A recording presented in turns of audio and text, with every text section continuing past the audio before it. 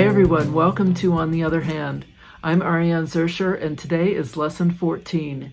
We are in the final steps of finishing our needle roll. This is it, the last lesson. This lesson covers everything you need to know in order to finish your needle roll. I'm going to go over a couple different closure ideas. We're going to bind our needle roll. I hope you'll join me. Don't forget to hit the like button. Click on the subscribe button, the little bell that pops up for email notifications. I love hearing from you. Leave me comments in the comment section. And don't forget to check out the description section where I leave links to all the different things I use within this video. Grab your needle roll and let's finish it together. All right, what I thought was going to be really simple and easy, not so simple and easy. So here was one of the magnets I have, and I thought, well, that's pretty good. But when I applied it to the wool, it was weak, and it just didn't seem like it was strong enough. Then I had these, which are larger, and I thought, well, that's great, because it's definitely a stronger attraction. But again, not as strong as I had hoped, which is weird because, I mean, it's really strong, but once the wool was in there, not so much. So then I went out and I got this. These are, according to my hardware store, these are the strongest magnets they carry. So I said, great. You can see the size here. I've put X's on either side to the ones that attract. Oops. I then attached them with a fusible to each of these. I inserted them inside and I fused them down, and I will show you to see if through the wool they were going to be able to attract each other enough. So I have the X's. The X's are going to the wool side. Here's my fusible. I tried a couple of different fusibles. I found the fusible I like, and look at this. That is what I want. This is the fusible. It's a non-woven, it's called a fleece fusible, but it's a thicker than the lightweight fusible that I tried, which basically just shredded when I ironed it. This is it, the lighter weight. That didn't work so well. This is a thicker fusible, and it seems to work much better. And this is going to work. So what I've done is I've got 2 squares of that fusible. I've got my little magnets here. I've got my needle roll. Now I'm left-handed, so I'm putting my magnet here. If you're right-handed, your roll looks like this. You're going to put your magnet here, and then I roll it, and I found center, and it was right here, which is about 8.5 inches from my edge, going in the opposite direction. I found center from here to here, and this is where I'm going to place the other magnet. I want my X, the side that's going to track, to be facing this way. So that means that this I want adhered here.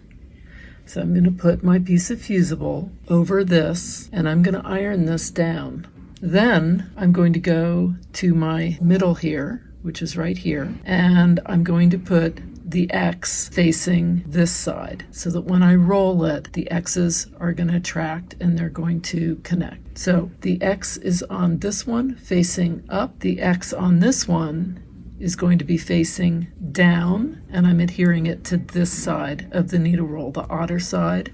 This one, I'm going to adhere it to the needle label side. When I have those 2 things ironed down, I'll come back and show you what I'm doing from there. I have adhered my one magnet. It's 1 inch in from the edge if you're counting the middle of the magnet. Otherwise, it's just about 3/4 of an inch from the edge. It's exactly 3/4 of an inch from the edge. And it is just 3.5 inches up from the bottom. Then I adhered my other magnet here where I had pointed, which is 8.5 inches from this edge and just 3.5 inches from the bottom here, which is equidistant. I am now going to proceed as I had with my ribbon closure, but I'm going to obviously eliminate the ribbon part. I'm going to do a long machine basting 1/8 of an inch away from the edge, just because you don't have to do this. I like to. It just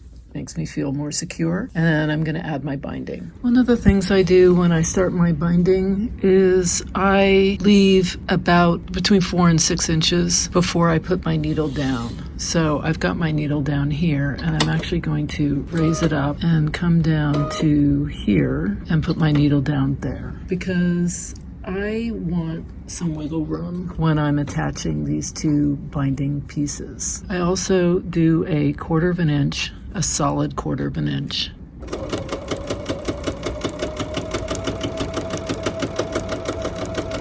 And I'll show you what I do when I get to my little sea urchin. I have to push all his hair out of the way.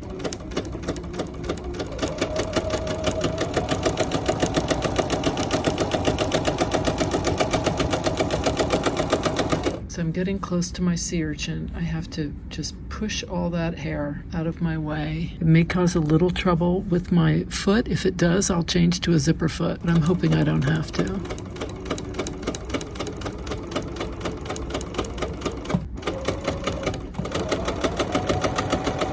When I get to my 1/4, where I think about a 1/4 of an inch is from the edge of this, from this edge, I'm going to do a couple back stitches, and then I'm going to lift my needle up completely, lift my foot, I'm going to take my binding, I'm going to pull it all the way up so it's like that, and then I pull it down again, and I put it under the foot. I want to make sure that all that hair from my sea urchin is away.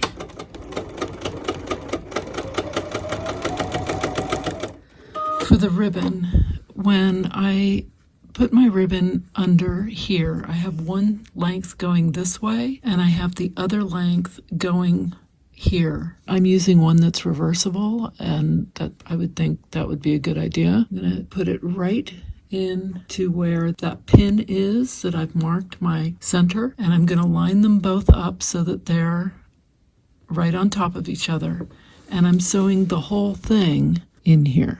I'm going to go back and forth over this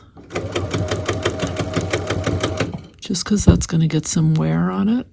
So I have both my ribbon lengths attached in here.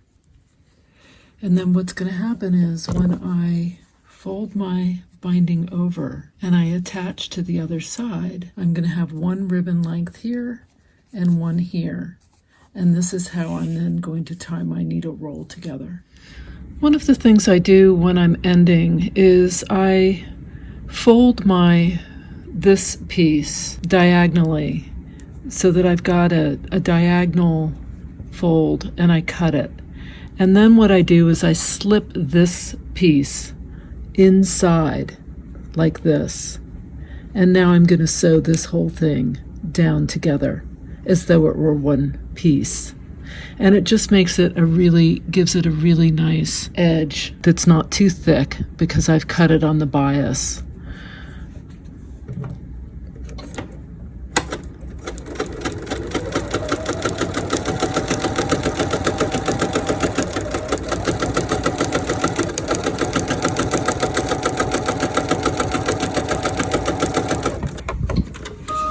Clip this, and if I want, I can whip stitch this part down later when I'm doing my binding.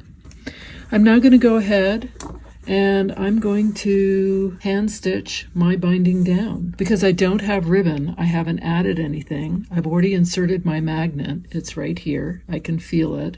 My other magnet is in here somewhere. And I can test this out by rolling it up and seeing, there it is. It's attaching. So when this is folded under, that's where it's going to attach, right there. And it's a pretty nice attachment. You can't see it. There's no stitching. I think it's nice. If you don't want a button or a snap or anything that shows, I think that this is a really nice alternative. The one thing I would say is you have to get the really strong magnet that I showed and not the ones that they sell online. I bought just packets of those and none of them were strong enough, but this one was. The good news is they're there, they're available, and you just have to make sure that you make a strong interfacing to encapsulate it. I'm going to go ahead and start sewing this by hand. We're almost done. Very exciting. This is Merlin's perch when I have my sewing machine up. Every now and then he'll start to paw at that thread, which causes some interesting stitching snacks as I'm machine stitching, but for the most part he's pretty calm.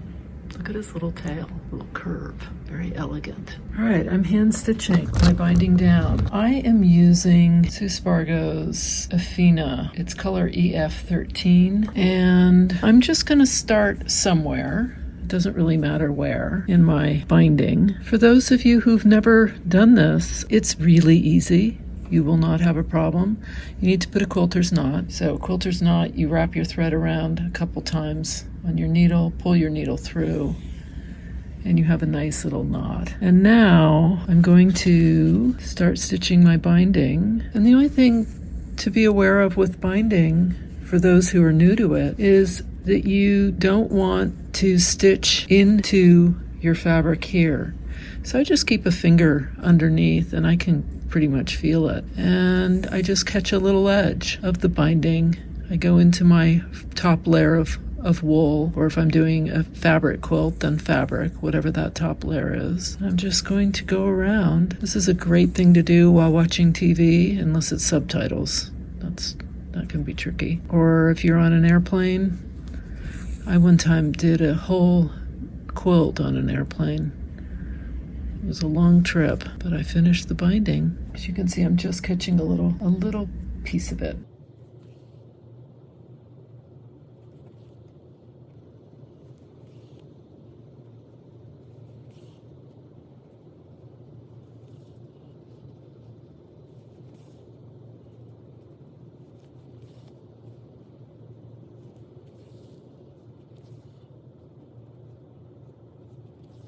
When I do my mitered corner,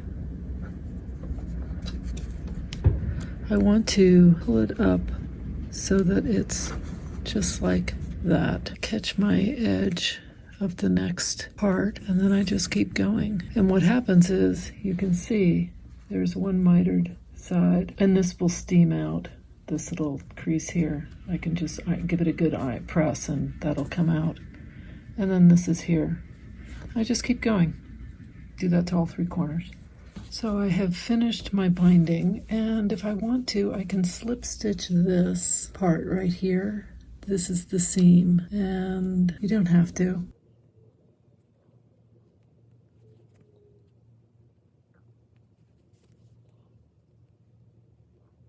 You can also do this to your mitered corners. I don't, I just leave them, but if you wanted to, you certainly could.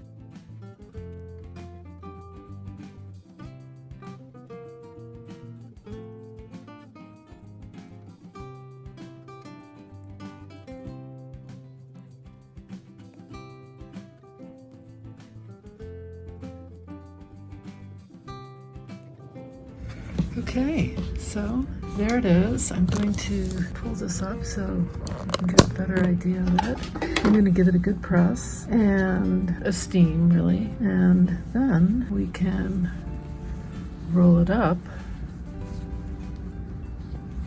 And there it is. It just attaches. If you want to do the magnet. Just as a reminder, here is the right-handed. And now you're going to see the difference.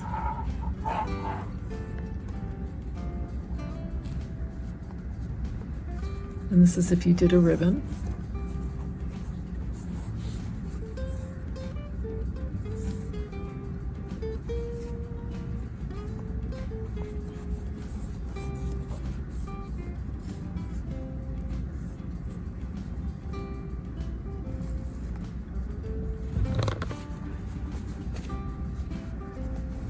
Here's my ribbon. My right-handed. My left-handed, magnet closure, ribbon closure.